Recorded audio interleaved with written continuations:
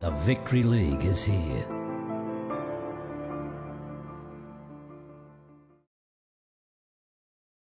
Yeah, it was. I mean, I commend the club and I commend all the clubs for actually picking up the ball and running with it. It's one thing to be in the Victory League, but it's two to make a difference. And important the clubs are, the intent's there, and I think over time it'll continue to grow. But it was a very wet day. It didn't stop raining all day, so it was to get the crowd they did there was phenomenal. No, it didn't. They fought very hard. It was a very close contest at half time, and they had a player sent from the field, I guess, midway through the second half, and I guess that took a wind out of the sails a bit. But, I mean, overall, it was a very successful exercise from the club's point of view. I guess the players need a lift, and it's good that the club's been proactive to ensure that they're showing an intent for the back end of this year and certainly to improve their playing strength into next year. Yeah, I mean, we provide as much support as possible as we can, and we'll always help clubs that want to do that. It's important, I think, we don't overplay the hand of it. I think, we're looking for players that bring high profile to increase, obviously, the exposure of the league nationally as well as throughout the state. But players that are able to give something back, to get a player in, just come in, play one game and go home is not ideal. I mean, both players that have come in so far this year have spent 3 days in the state.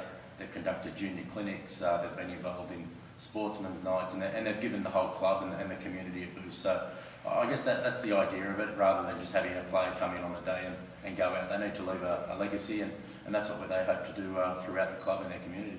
Chatting to him after the game, he thought it was very good. Everything that comes with a derby game. There was a lot of atmosphere. Northern Rangers, to their credit, had a very strong contingent there as well, and the atmosphere was quite good. So Danny was impressed. He thought the standard of the league was good, and it's funny, both Danny and Zelko have both been very complimentary on the age of the players playing. They see a huge future, that the players are young, I guess up and coming, and they can only see the league growing over time. So I guess that's a good tick for the league. Importantly for their players' point of view, it's to be able to run out on the field with Danny, and often during the game it was quite visible to everyone. He was talking to players individually and was very active in the game, which is a positive. And we've heard about everything, all the positive stuff around the competition. Is there anything that we can really work on, do you think, that hasn't quite exceeded expectations yet? Yeah, certainly. By no means. When you set rules and regulations for competitions in October the year before, you're always going to get things wrong, and we're the first to put our hand up that some things haven't worked.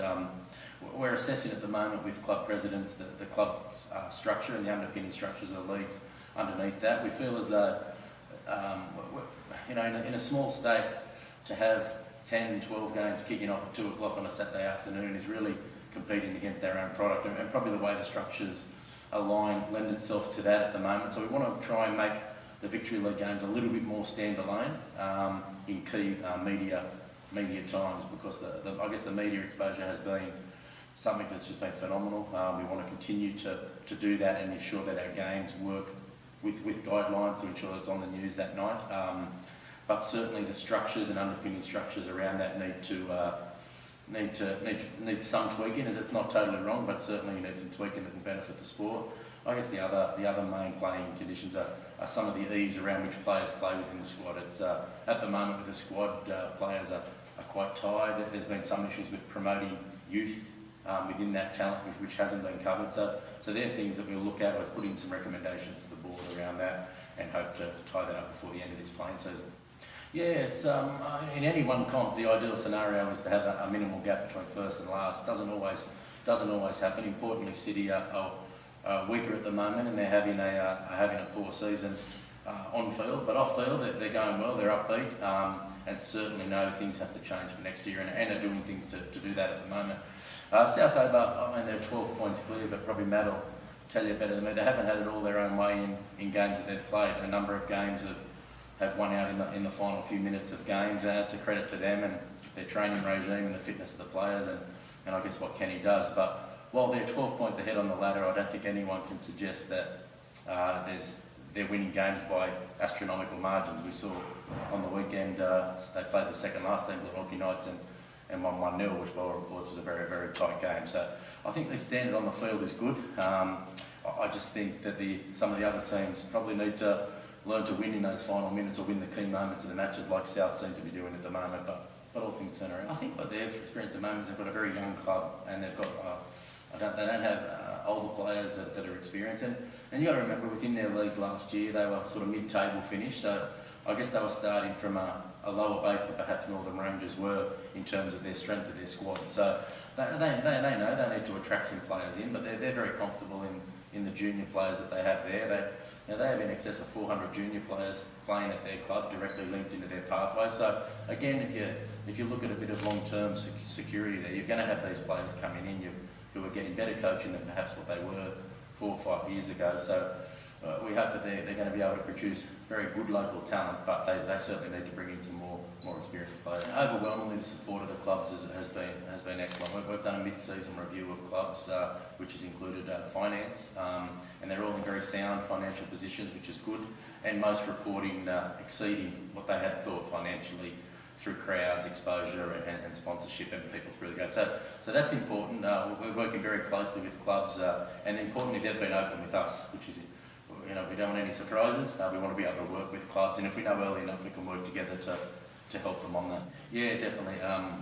Both clubs reported well above average gate, which is important, and that probably offsets some of the money that involves bringing them down. But for Launceston City yesterday, it was important to note that their president, speaking to him, it wasn't about the financial gate for them.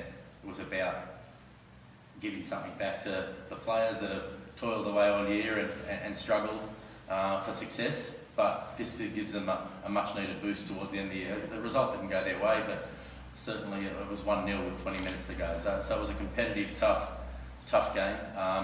And with the Zebras, it wasn't about the gate for them. It's about actually bringing something to value add to what the league's offering, and that's important. That's been it at the moment that those clubs have. And to be honest, I don't see it much more than a 1 or 2 time a year experience. It's not something you want to overplay. And I think clubs understand and realise that. So we'll work. And if they're able to give advance warning, we can ensure that the fixturing's done in a way that these games are standalone and become a community. Because I guess that's what the clubs are really after, is not only for their own personal gain of having a player like that in their club, but value adding to the exposure, and what's happening in football at the moment is important for them in their community.